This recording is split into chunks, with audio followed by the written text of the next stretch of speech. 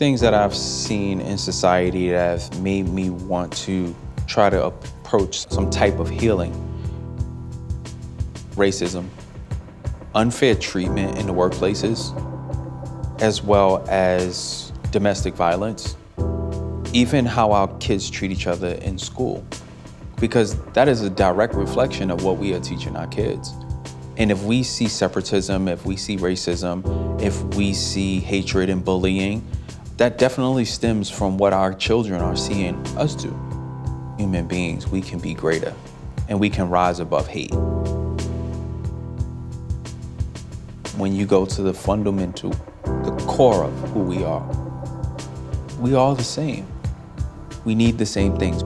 We need air to breathe, food to eat, shelter. We need love. My hope for America is that we will start to look at each other as we look at our family members. I would never do harm to my brother. So why should I do harm to you? And am I hopeful? Yes. It was the reason for the conversation.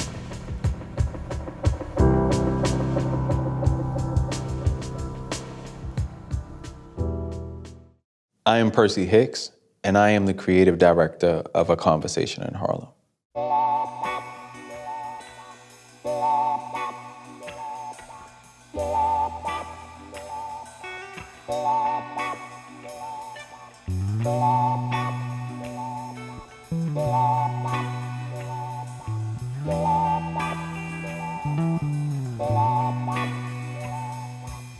I chose Harlem as a place for the conversation because I felt like there was no other place that the conversation could have been had.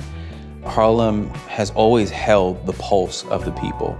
I felt like it has always been the meeting ground for the minds.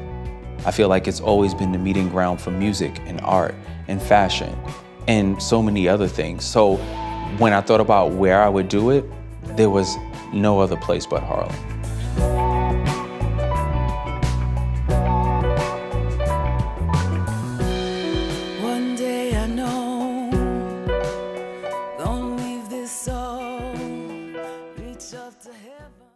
A Conversation in Harlem played out exactly the way I thought it would. I wanted the photographers to arrive in Harlem at 121st Street at 8:45, right in front of Flamekeeper's Hat Club. And I wanted them to be able to scout out the block and figure where they would take their angles and perspectives from. Then at 9 o'clock, everyone else would arrive and meet in front of Flamekeeper's Hat Club. I figured we would have 15 minutes to meet each other, to greet each other. And then from that point, I wanted to take it off of the residential block and move it down to Morningside Park, which we could have the ability to interact a little bit, laugh. I knew that I wanted music to play a huge part in it, so I wanted a soloist as well as a saxophonist to do a rendition of Marvin Gaye's What's Going On. Mother, therefore to me of you cry. And brother.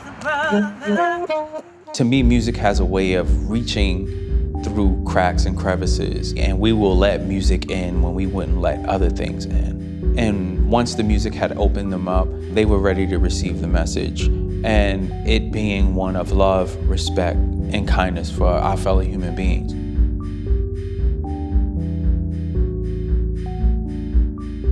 And then after that was done, I wanted to take 5 minutes to walk back to Flamekeeper's Hat Club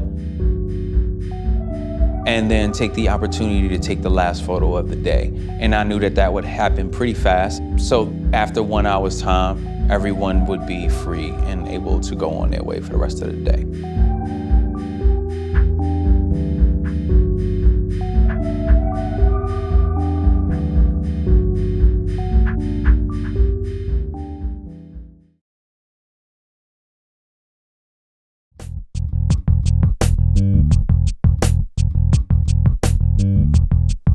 I wanted style to play a big part of the conversation in Harlem I feel like style is the way that we, through fashion, express ourselves. It was important for me for individuals to be themselves without any border.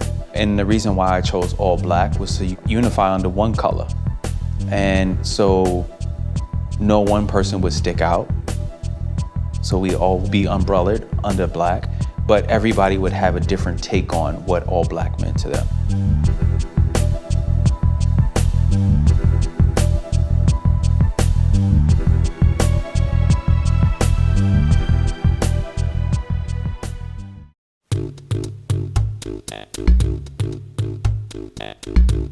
The feedback from a conversation in Harlem has been phenomenal.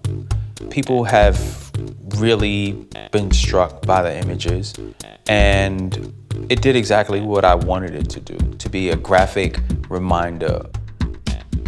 I had 4 photographers and 1 videographer.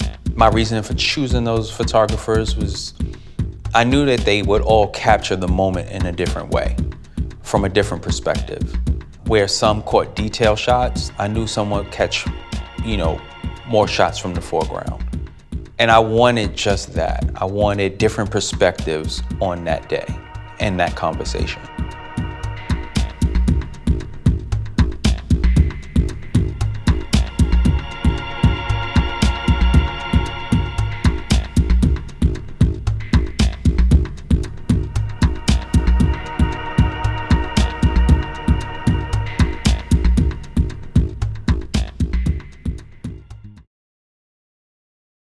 Cool? That works for everybody? Cool. All right, so find your person. Not the person that you always shot to. I know how it is. Jay, you and Walker, get away from each other. Jay, you and Walker, get away from each other. Remember, hashtag A Conversation in Harlem and hashtag Be the Difference. Right.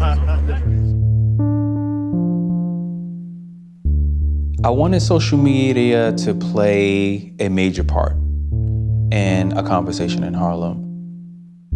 People are more readily today to text one another than they are to speak to one another. And it's a way that we share information nowadays. I did the selfie demonstration because I felt like it was an opportunity for us to interact. Sometimes we have to meet each other where we are. And if we communicate through social media, and this is how we interact with our friends through selfies, I felt like it was important for us to share our experience with our friends and our new friends that we just made. Everyone didn't know each other. They were all strangers, and though they may have known each other through social media, people only knew each other by their handles from social media. They didn't know each other's names. And I felt like it was a great opportunity for people to meet for the first time, and an opportunity for the photographers to catch natural interactions happening and people meeting each other for the first time.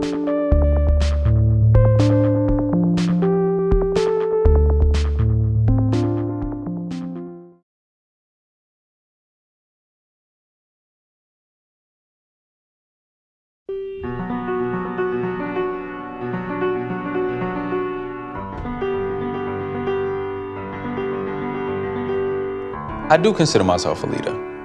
For a long time, I've fought it, but I've come to the place to embrace it.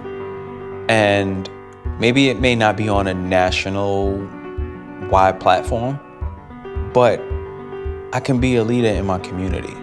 I can be a leader in my home. I can be a leader amongst my friends. And we can all be leaders amongst those who we have influence with. And it was the reason for a conversation in Harlem, once again.